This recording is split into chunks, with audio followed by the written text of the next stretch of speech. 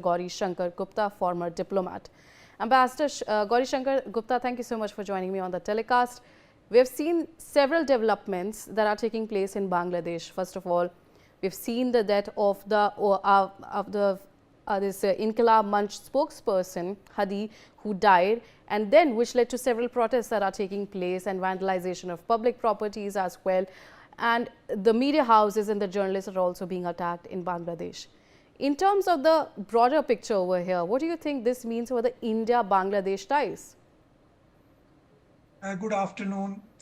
You see, I served in Bangladesh way back in 85, 88.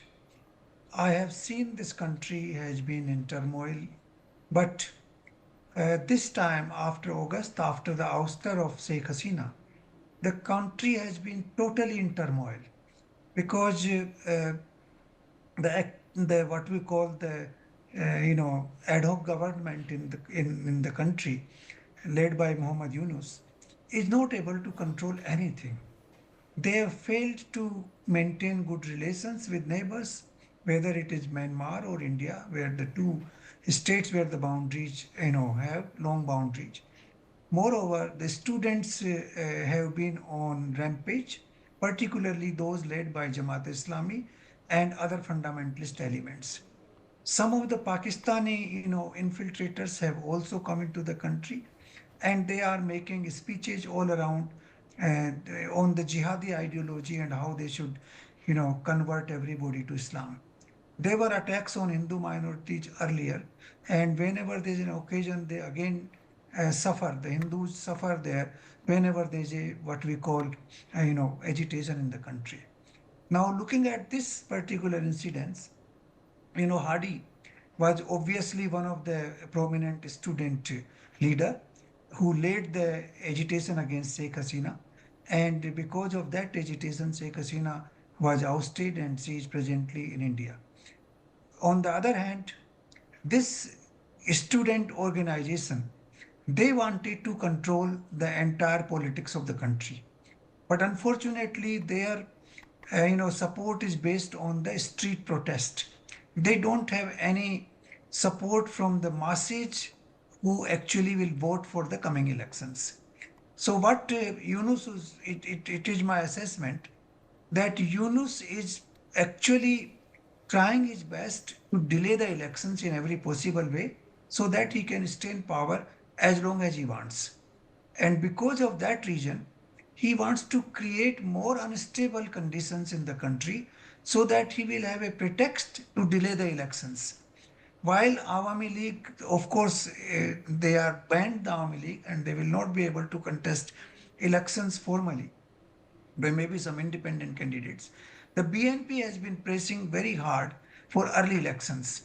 But Yunus has not, agreed to the date so far. He is talking about February, but now we can see that we are already approaching January, and all this agitation and all these, murders which have happened, and naturally will give a good pretext to Yunus to postpone the election. So this is what my assessment is, and basically the Bangladesh will continue to suffer economically. It will continue to suffer in terms of law and order situation. The minorities will suffer, and there would be anti-India sentiments in the country all over because all these jihadi elements are on rampage and they are being promoted and they are being supported by the government directly and indirectly. They have completely forgotten the sacrifice our soldiers did uh, to to brought Bangladesh the independence way back, and in fact just 3 days ago the victory day was there. In fact, instead of being grateful, they have been absolutely ungrateful to India for the sacrifices of our soldiers for their own well-being. But I still have a feeling that Bengali spirit will rise rather than the jihadi spirit, and they will be able to manage the situation properly. And let's hope for the best. But India will have to be very vigilant. This is a matter of serious concern. Our High Commission in Dhaka and our consulate in Chittagong and Khulna have already been attacked, The Chittagong consulate has also been attacked. So naturally, India will have to be very, very careful. We have to put adequate security on our borders so that there's no infiltration of these elements. Moreover, we'll have to keep a very close eye on the activities of anti-India elements in the country. Our, intelligence agencies have to be very, very, very active and careful given this situation.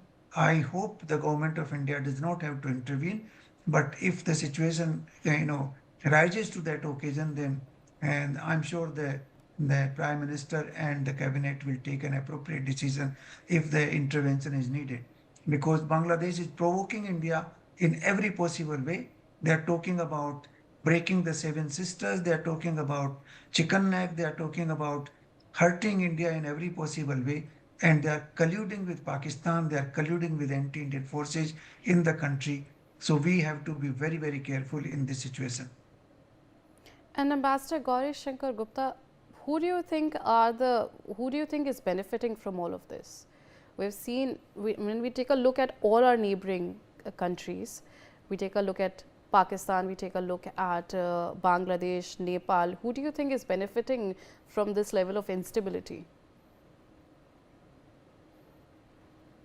The only person who is benefiting is Muhammad Yunus.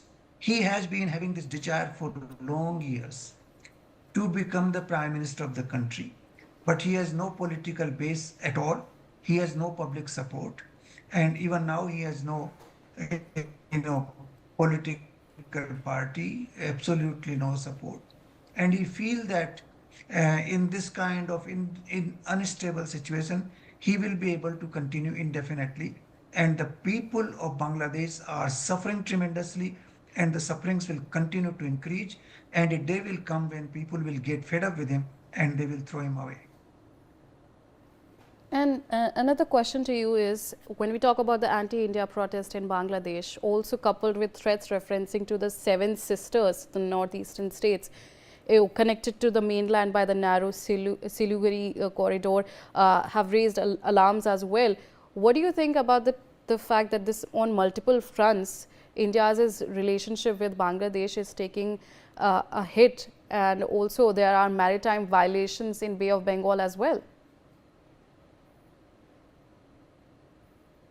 Yes, this is a very serious matter. I personally feel that we did a big mistake in 71 when the Pakistani forces had surrendered that time, and 92,000 soldiers of Pakistan, that time East Pakistan, were under our custody. That time we should have, looked at the strategic location and should have enlarged the chicken net a little bit. That would have solved at least, some problem for India, because Bangladesh has been very reluctant to give us what you call communication right through their own country. With Sheikh Hasina, the government of India was succeeding for the benefit of the two countries, having collaboration both in the sector of road transportation and communication as well as energy. And we were very, very comfortable. Bangladesh was also prospering. In fact, their per capita income was higher than India's per capita income. Their growth rate was very, very, very good. But then somehow, this agitation has come, must have been provoked by some forces outside, maybe US, maybe somebody else. And then these students have overthrown that government, and now there's anarchic situation all over in Bangladesh. And the minorities will be the worst sufferer of this situation. And I don't see the light at the end of the tunnel as of now, unless Muhammad Yunus is replaced with a stable and sensible leader in the country. All right, Ambassador Gauri Shankar Gupta, thank you so much for joining me on the telecast and sharing those inputs. Meanwhile, some